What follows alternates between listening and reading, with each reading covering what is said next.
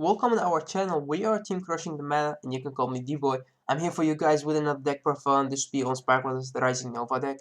I didn't want to make this deck this deck profile as soon as this deck came out because I wanted to test this deck as much as I could to give you the best combos and the best deck profile or deck list that I could make. So before I do this, I'm very happy with Team Different Fights with when Bushiroad announced or had put a link on their um, Twitter and Facebook and their official page. I'm very happy for them. I do like the videos that Different Fight make, and I watch most of them, especially the breaking sets, how to beat, and sometimes they do their profiles. But they have a lot of fun series to play, and they put so much effort and time in making their videos. So I do like that. We should appreciate us YouTubers and appreciate them as a channel. So without further ado, let's just get through the tech profile. I would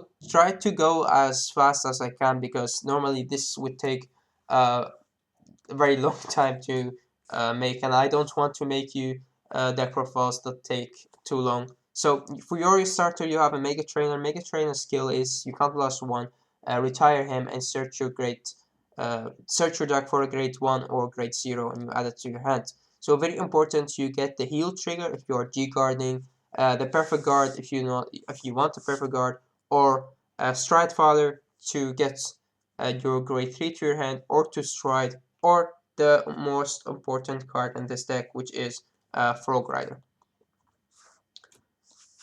Next, for the grade 3 lineup, you do play 4 of your Rising Nova. The reason why you play 4 is this is the only card that you want to ride, and as I said, you can search him out with your Stride Father. His skill is when you stride on the top of him, your Vanguard get the skill. When that unit attack the Vanguard, you can count the last 1, and you soul charge 1 card from your hand. So put 1 card from your hand into the soul, and then you can call something from your deck into an open rearguard circle and give it an extra 5k. So you can't blast 1, put 1 card from your hand into the soul, and then you get a unit from your deck and give it an extra 5k. It's not bad that you're soul charging, which most people are saying Spikers are losing a lot of cards from their hand. Well, it is a good thing because you do need to build up soul. So that's why you soul charge. His first skill is it's a GB2 skill, and when this unit attack a Vanguard, then you can put 1 card from your hand into the soul, and you can call something from your deck to an open regular circle. So you don't count blast, and you don't get an extra 5k. Your second grade 3 is Bulldozer Dope. I play 4 copies of him because he has the charge ability. Charging is when a unit is placed on the regular circle with a skill. So when it's superior called, then it could be charged, and his skill is when he's charged, you get an extra 10k. And at the end of the battle that this unit attack, it goes back into your deck. So it's very good to play 4 copies of him. You have more options, like let's say you have Have Maker. His skill is when this unit is in charge and it attacks Vanguard. At the end of the battle, you can't lose 1, and this unit goes back into your deck, and you can call something from your hand. But I don't play him because he calls something from your hand, and normally with Miracle Ace skill, you already call something from your hand. So he's not worth it. Then you have your Skydiver, which is the same. When the attack hits a Vanguard with him, you can call something from your hand. And the Juggernaut Maximum, of course, it's the same as Bulldozer Dope, but Bulldozer Dope doesn't cost counter Soul Blast, and he does. He get an extra 5k, and Dope get an extra 10k, so that's why I play Dope. Also because Dope has the charge ability, which you do need. So he doesn't cost anything. He does get an extra 10k, so make him a 21 attacker by himself. Mostly boosted by Frog Rider would be a very high number because Frog Rider could get ridiculous. So for your grade 2 lineup, I play 4 Wingkiller Misery. You could play her at 3. She is not that important but you do sometimes need her to just get your combo pieces. Well, what this card does is the same as your Rising Nova. So when she attacks a Vanguard and you are at GB1, you count +1, and if she was boosted, then you can put one card from your hand into the soul. So it's another soul charge, which is good. um, and then you can call something from your deck and give them extra 5k. You can get anything. You can get a unit that attack, but you can also get let's say the Frog Rider that you need, because as I said, Frog Rider is the most important card in this deck. Next, I play 4 Impulse. The reason why I play 4 copies of him is because he does pressure your opponent a lot. What this card does is when it's in charge, so when he's charging and the attack hits the Vanguard, you can kill something from your opponent's field and you can get to draw an extra card. So most people think that is not bad. Well, it is very bad for your opponent, because when you draw an extra card, that means you have more options to call from your hand, and you just kill something from your opponent's field, which is always good. So normally they guard the attack that this guy does, and that's why you play 4 copies of him, because sometimes you do need them to guard the first or the second attack that you make. Next, you have 3 Heavy Wheeze. He's the same as Dope, but Wheeze has only 9k. So when this unit is charging, he gets an extra 10k, and then he goes back onto the deck. All the units that are charging goes back into the bottom of the deck.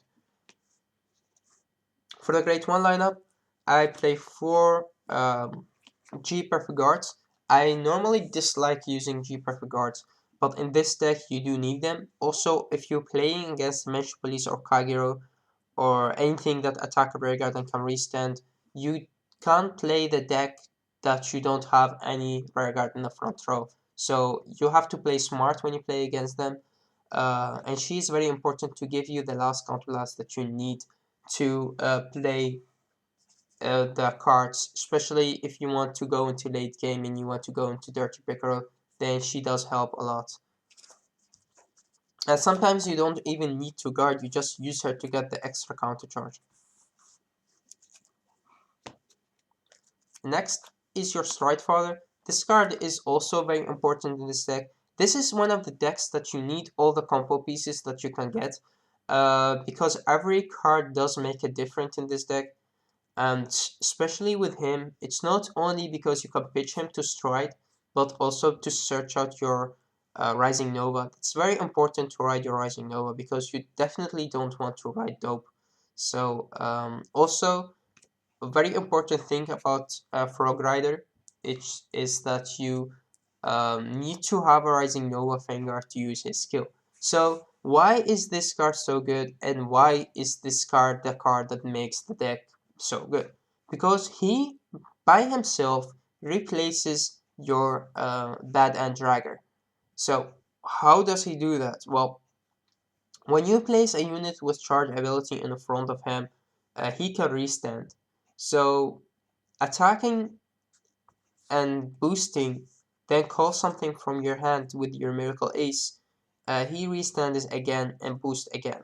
Also, it's very important when you use your Miracle Ace, uh, you do give all the 5k or all the power that you can get, even from triggers, you give it into your Frog Rider. Because Frog Rider will restand with almost every attack, and that's when you do have that much power, because the first time he's at 7k, then he'll be at 12, then he's at 17, and this card gets ridiculous because he could be at 32 by himself, just boosting another unit which is already at 21. So you make a very strong attacks with Frog Rider, boosted by Frog Rider. And last, for the great ones, I run 2 Mood Makers. You can play any great one that you want to play. Even you can play the Crate Elemental one that gives you the GB one. But I still like Mood Maker more because he has the charge ability, and as I said, you need as much units with charge in this deck as you can get to call from your hand. So Mood Maker, being able to charge is already good. Also, when this card is when he attacks, he will be an 11k attacker if he's in charge. And when this unit is put back into your deck, you give one of your units extra 4k, which you give into your Frog Rider, which does make a difference. So playing 2 Mood Maker is really good. Then for your trigger lineup, I started with 2 Silent Jokers. His skill is you put him into the soul and you counter charge 1. So very important, you get an extra soul charge and extra counter charge. Very good. Then you have your Liar Lips. Well, what this card does is when you attack with your Rising Nova Vanguard or a unit that has Rising in its card name as the Vanguard, this card goes into the soul and you give your Vanguard extra 5k and you draw a card. So it's very good because you soul charge. The power is not that important, but the soul charging is very important, and you do get an extra card. So have her on the field, attack with her, boosted by Frog Rider, which still make an 11k attack. Then she goes into the soul, leaving an open space in the front of Frog Rider. Then you can call units to replace her. So really good. I like the combo that you could do with this card. Just filling up your soul is very important in this deck. Next, I play only 4 draw triggers because normally you would play way more. You play 6 or even 8 if you have place or yep. But in this deck, you do need the skill from Liar Lips, and you do need the skill from your Silent Joker, and also you do need this stand trigger. So what Devilwatch does is he's a stand trigger, and normally you won't play stands in this deck, or in Spikewares, but in this deck it doesn't really matter, because you can just use his skill to when he's in charge. So when he's charging, then you count plus 1 and no, you counter charge 1 and you soul charge 1, and he get an extra 3k, then he goes back into the deck when this unit attack or boost. So it's very good because sometimes you have, let's say, 7 cards on your soul. With Miracle Ace, you need an even number, so you use his skill to get that 8th card into the soul, and you do get the extra counter blast that you want. So he's very good, similar to um, him, to your Silent Joker, but Silent Joker you have to play in your main phase, and you can use your Devilwatch just when you're attacking, so in your battle phase. Also, he has Charge, which is very good, and he's a 7k attacker or a 7k booster, which is not bad.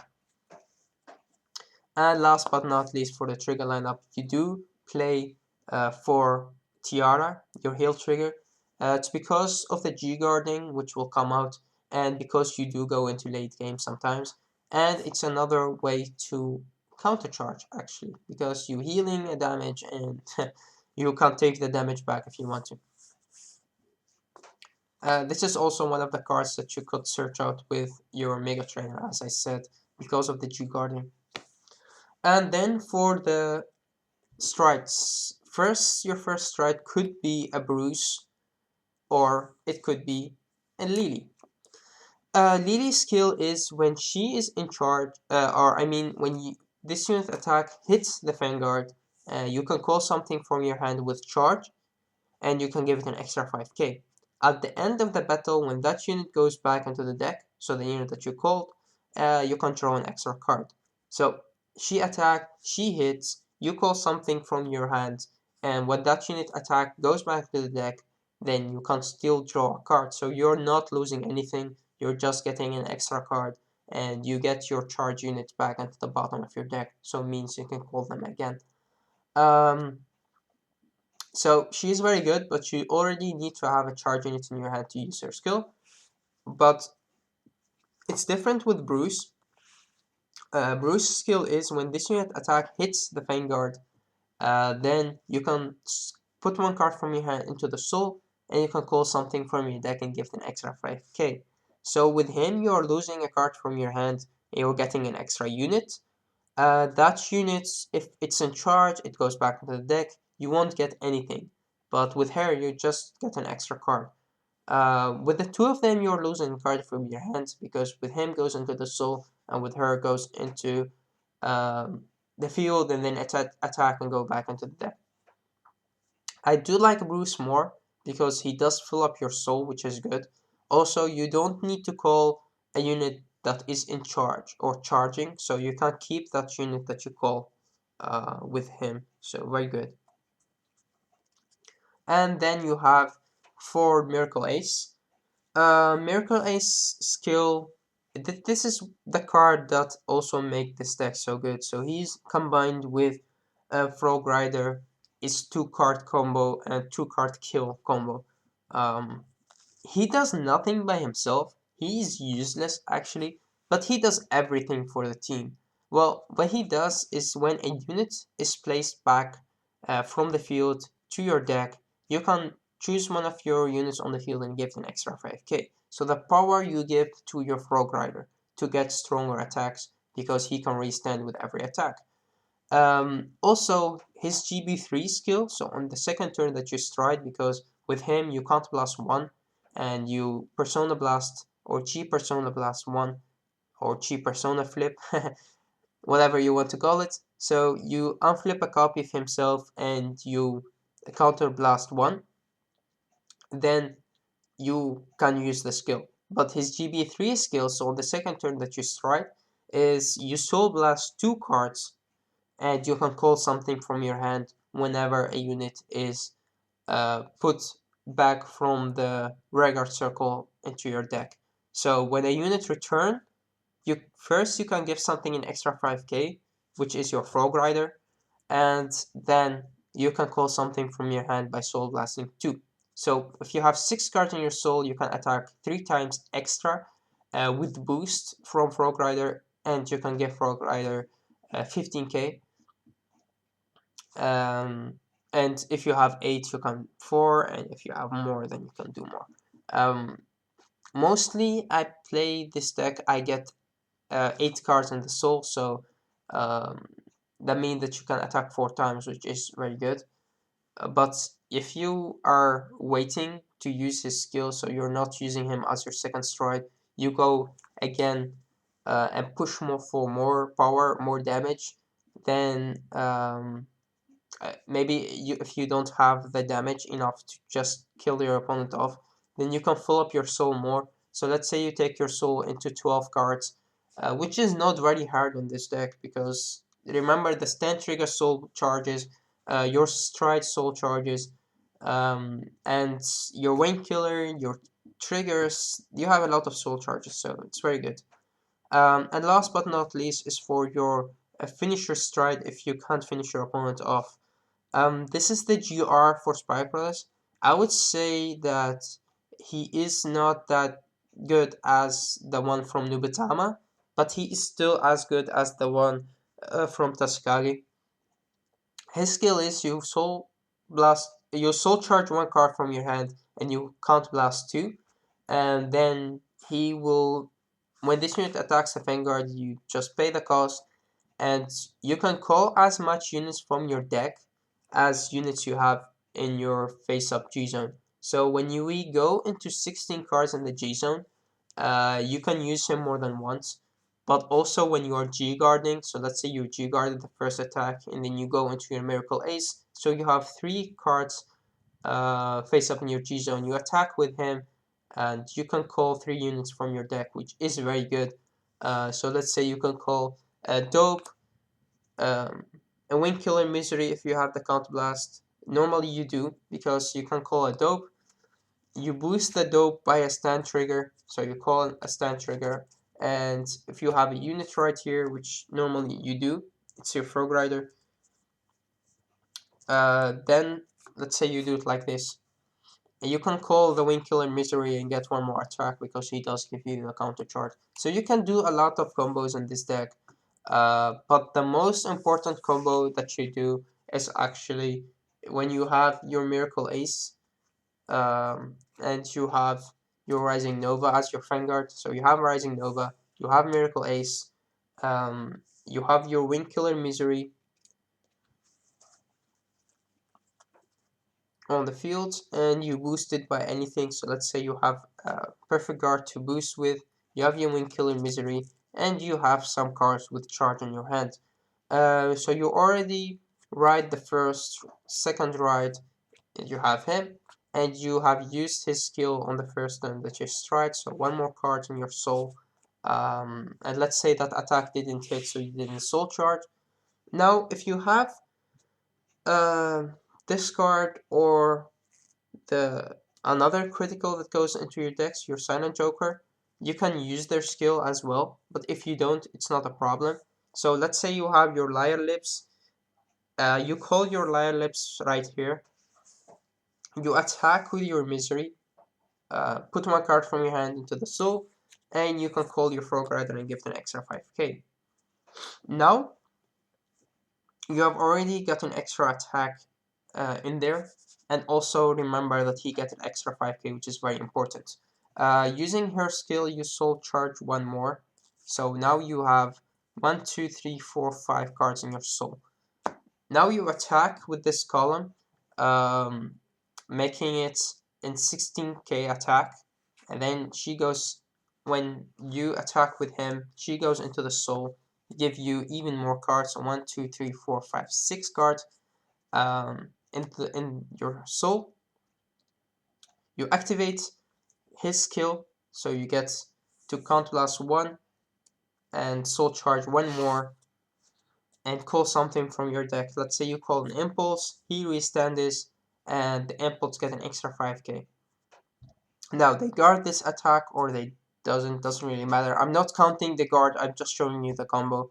If I do, then your opponent need to have like 12 cards in their hand to guard all attacks, or even with 12 cards they can't guard all attacks.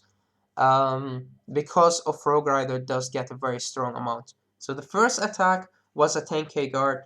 The second attack was also a 10k guard. This attack would be a perfect guard. So let's say they use the perfect guard and discard something from your hand, from their hands. So it would be like this. So they have used already 20k and the perfect guard to guard him. And now he is already, he got an extra 5k and he has an extra 5k. So let's say your drive trigger was in heal trigger and dope, and let's say you have a stand trigger.